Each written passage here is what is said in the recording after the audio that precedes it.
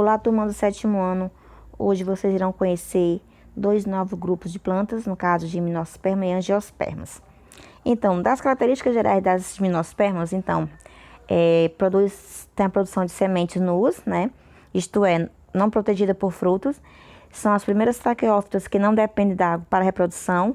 Como vocês podem lembrar, os dois primeiros grupos, eles dependem da água para se reproduzir. Essas plantas são vasculares, né? Produz os vasos condutores, com raiz, caule e folhas. E a novidade desse grupo é a presença de ramos no caule, com folhas especializadas, que servem para produzir esporos, né? Que germinam na própria planta, originando os gametófitos. As sementes são produzidas, né, em estruturas como cones ou estrobilos. No caso aqui dessas plantas de gimnosperma, a mais conhecida são as coníferas, né? São grandes árvores, né? Como pinheiros, ciprestes, sequoias e pau-brasil. São árvores de grande porte, com tronco espesso e muitos galhos, com folhas longas e finas, acículas, ou também chamadas curtas e espessas, em forma de escamas. As coníferas, como um exemplo das gimnospermas, ela é independente da água para sua reprodução. No caso, aqui a reprodução é sexuada, né? E isso também está relacionado ao surgimento dos grãos de pólen, do tubo polínico, dos óvulos e das sementes. Os grãos de pólen têm envoltório resistente, que abriga estruturas que formam os gametas masculinos, chamados de células espermáticas, e o óvulo não é um gameta feminino. É uma estrutura que abriga os elementos formadores do gameta feminino, no caso a oosfera. E aqui ainda nas coníferas, né? Então, no óvulo e o grão de pólen que germina, forma o túbulo polínico, que leva o gameta masculino até o gameta feminino. Após a sua fecundação, esse óvulo transforma-se em semente. Na araucária, a semente é conhecida por pinhão, e o estrobilo feminino é denominado de pinha. Aqui o ciclo da vida das gimnospermas, né? Como foi falado, a fase esporófita, né? Que é quando os poros são expelidos, né? Eles vão cair no local adequado. Vai acontecer a meiose, né? Com formação de grão de pólen. E após isso, já ser fecundado, ao cair no chão, vai germinar, né? Vai acontecer a fecundação, né, entre os gametas masculino e feminino, e vai originar o embrião vai se desenvolver no solo e vai nascer uma planta jovem e deve se desenvolver uma planta adulta. Gimnosperma, também aqui eu vou citar alguns representantes dessas plantas, né? Tem o Jiquigol, né, Jiquigol biloba. A folha dela tem forma de leque. São plantas frequentes, né, conhecidas em parques e jardins. E também serve para ornamentar o ambiente. E desde os tempos muito remotos, né, muito tempo, elas eram conservadas como árvores sagradas nos jardins dos templos chineses. Outro representante desse gimnosperma são as cicas, né? São plantas encontradas em regiões tropicais e subtropicais. São plantas primitivas, né? Têm sementes expostas em estrutura semelhante a pinhas, que se formam no ápice da planta. São plantas também de folhas perenes e folhagem atrativas, né? Muito delas são cultivadas como ornamentais. E são plantas altamente tóxicas, né? E carcinogênicas. Outro exemplar é as coníferas, né? Elas abrigam 614 espécies, contidas em cerca de 50 gêneros. Habitam em regiões temperadas, né? A conífera, a mais conhecida é o pinheiro, do gênero Pinus. A espécie mais numerosa é a sequoia. Outras coníferas também, bem conhecidas, são os ciprestes e as araucárias. O novo grupo é a angiospermas. São plantas mais evoluídas, né? São conhecidas atualmente cerca de 350 mil espécies. Dentre as 350 mil espécies, 250 mil delas são angiospermas.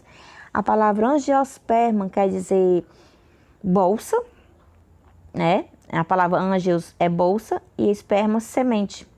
Então, essas plantas, elas representam um grupo mais variado, né, em número de espécies entre os componentes do reino plantar e metafita.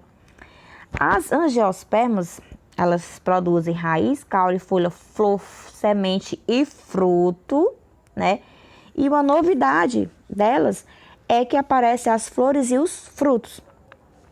As flores podem ser vistosas tanto pelo seu colorido como pela sua forma, né? Muitas vezes exalam um odor agradável, né? E produzem um líquido chamado néctar, né? Esse néctar serve de alimento para algumas aves, alguns insetos. Então, a angiospermas, o surgimento das flores garantiu um modo eficiente à reprodução, né? Então, o surgimento dos frutos, protegendo ainda mais a semente, garantiu grande eficiência na dispersão dessas plantas no ambiente terrestre, né? Essas angiospermas, alguns exemplares são os coqueiros, laranjeiras, bananeiras e muitos outros tipos. As flores, como foi dito, né, foi uma novidade que apareceu nesse grupo. Essas flores completas, elas são formadas por pedicelos ou pedúnculo e um receptáculo onde se inserem os vestícios florais, que são o cálice, o corola, androceu e ginoceu. Então, lembrando a vocês que androceu é o que faz parte do sistema reprodutor masculino e o ginoceu é do sistema reprodutor feminino da planta. As flores, né, tem as sépalas e as pétalas, que são folhas modificadas e estéreis. O conjunto cálice e corola é dominado de perianto. Já o estame e o pistilo são folhas também modificadas, que produzem os elementos responsáveis pela reprodução sexuada da planta. Tem flores que apresentam apenas o androceu ou o ginoceu. A maioria são hermafroditas, né? Mas tem um mecanismo que vai dificultar a sua autofecundação, o que garante o aumento da variabilidade genética. Então, cada vez que for acontecer uma reprodução dessa planta, vai aparecer uma nova planta, né? Um tipo novo de planta. Então, o pistilo, né? O pistilo, vocês podem observar onde aqui está localizado na imagem. É formado por folhas também modificadas, chamadas de carpelos, que se fundem, né, originando uma porção basal dilatada, denominado ovário, e uma porção alongada, o estilete, cujo ápice é o estigma. Vocês podem observar tudo que eu estou falando na imagem que está aqui ao lado.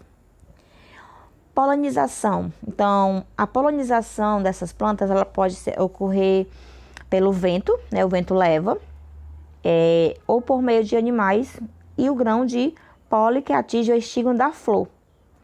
Então, na gimnosperma, a polinização ocorre sempre pelo vento e o grão de pólen atinge a micrópila do óvulo. Modos de polinização. Tem a anemofilia, que é pelo vento. Tem também entemofilia, ornitofilia e queropterofilia, que é pelos insetos, aves e morcegos. Vocês podem observar aqui a imagem a seguir, né? Como acontece. Sobre a germinação do grão de pólen e a fecundação, quando o grão de pólen cai no estigma de uma flor, ocorre a sua germinação. Então, o grão de pólen hidrata-se, formando o tubo polínico. Esse tubo polínico cresce, penetrando no estilete em direção ao ovário. A célula geradora migra para o tubo polínico, que se divide por mitose, né, originando duas células espermáticas, né, no caso N, que são os gametas masculinos. O tubo polínico penetra no óvulo através da micrópila, né, e o núcleo da célula vegetativa degenera. Ocorre dupla fecundação. Em cada óvulo, um dos núcleos espermáticos funde-se com a osfera, formando o zigoto diploide, né? Duas células diferentes, masculina e feminina. E o outro núcleo espermático funde-se com os núcleos polares, dando origem a um núcleo triploide. Formação da semente do fruto. Então, o zigoto sofre várias divisões mitóticas, que dá origem ao embrião.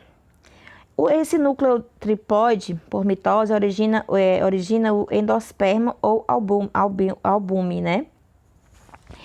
O endosperma secundário, que é um tecido exclusivo das angiospermas. Com o seu desenvolvimento, né, do embrião, os tecidos do óvulo concentram nutrientes e perdem muita água, enquanto os envoltórios do óvulo tornam-se impermeáveis. A partir daí, a estrutura toda passa a ser chamada de semente. A semente é um óvulo fecundado e desenvolvido. À medida que a semente se forma, a parede do ovário também se desenvolve, dando origem ao fruto. Então, aqui é o ciclo de vida de um angiosperma, né? Vocês podem ver como foi o que eu falei, tudo que eu falei está aqui relacionado, né? A polinização, vocês lembram que a polinização pode ser pelo vento ou por alguns animais, insetos. Vocês podem observar bem direitinho como aqui acontece, tem as estruturas da planta, né? Então, o seguinte, o esporófito 2N é o indivíduo mais desenvolvido. Já o gametófito masculino N, grão de pólen, e o tubo polínico. O gameta masculino N, no caso as células espermáticas. O gametófito feminino N, saco embrionário. O gameta feminino, que vai ser fecundado, né, se encontra na oosfera.